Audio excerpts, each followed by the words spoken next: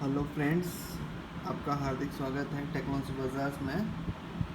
आपको आज मैं दिखाता हूँ ये वाईफाई डोंगल्स जो ये 2.0 वायरलेस है, 300 Mbps का है। तो वो कैसे काम करता है, कैसे काम नहीं करता है, इसके साथ साथ क्या क्या आता है और क्या ये यूज़फुल है। ये वाईफाई डोंगल्स है विंडोज़ XP 7, 8, 8.1, 10 सारे में यूज़ हो जाता है। इसके साथ दिया गया है एक सीडी दी गई है जो उसको ड्राइवर, इसके अंदर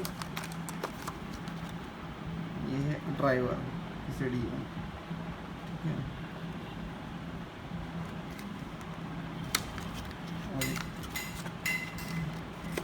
और ये है डोंगल है,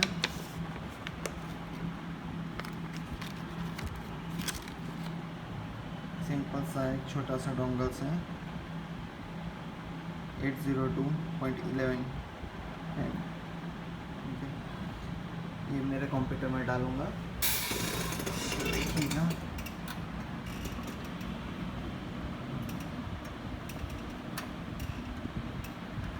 मैंने डाल दिया है। तो यहाँ पे ये विंडोज़ 10 है। विंडोज़ 10 में ऑटोमेटिकली ड्राइवर सपोर्ट कर लेता है ये।